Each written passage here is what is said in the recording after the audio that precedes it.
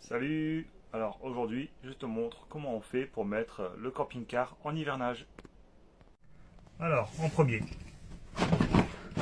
voilà, on va aller vider le circuit d'eau propre. On referme. Voilà. Alors, ensuite, il va falloir purger le Truma. Donc cet appareil qui vous fait de l'eau se purge à l'aide donc de cet appareil qui est à Frost Control. Voilà. Donc le petit percuteur qui sort, ça veut dire que actuellement le Truma est en train de se vider. Voilà. Donc on n'oublie pas aussi les eaux grises, de tirer la manette. Voilà.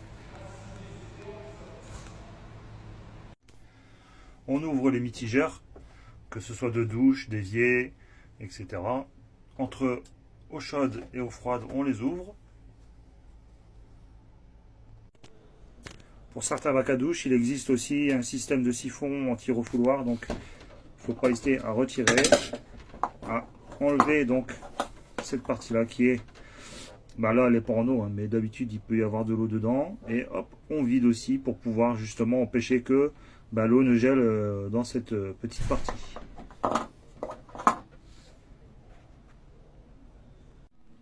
Alors petite chose importante, n'oubliez pas aussi de mettre de l'antigivre alimentaire dans les bondes. Alors surtout pas de glycol, parce que les anciens mettent beaucoup de liquide de refroidissement. Et c'est très déconseillé car ça a tendance à ronger un petit peu toute la tuyauterie et créer des défauts d'étanchéité et des fuites justement par la suite à force de faire cette manipulation avec du glycol. Donc toujours de l'antigivre alimentaire.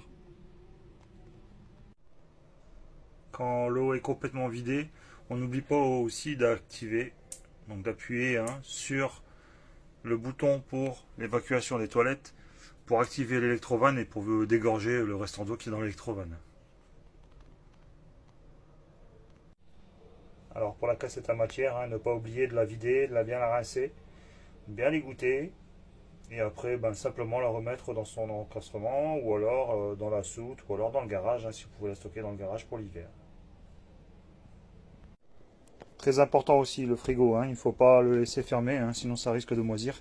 Bien le vider, le nettoyer. Bon là il est neuf, c'est parce que je vous présente sur du neuf. Mais bien le vider, bien le sécher. Et après on met les petites attaches, si on a des petites attaches, ou alors on trouve un système pour pouvoir le laisser entrouvert pour l'hiver. Pour tout ce qui est circuit gaz, il est conseillé de fermer la bouteille, ou alors de stocker la bouteille à l'intérieur au garage ou autre, tout simplement. Voilà. Alors attention, n'oubliez pas, pour les personnes qui sont en altitude, le butane givre. Donc surtout, toujours avoir du propane dans son camping-car, c'est ce qui est très conseillé. Et voilà, donc petite explication rapide pour l'hivernage par rapport à l'eau, bien sûr, j'ai expliqué. Après, tout ce qui est électrique, n'oubliez pas de brancher une fois de temps en temps pour pouvoir redonner un coup de boost à vos batteries. Si vous avez des plaques de protection pour le frigo, en extérieur, n'hésitez pas à les mettre aussi pour éviter d'avoir des niches d'insectes. Et puis au printemps, on verra la prochaine vidéo pour la remise en condition au printemps. Voilà les gens, j'espère que ça vous a plu. Je vous souhaite une bonne journée. À bientôt.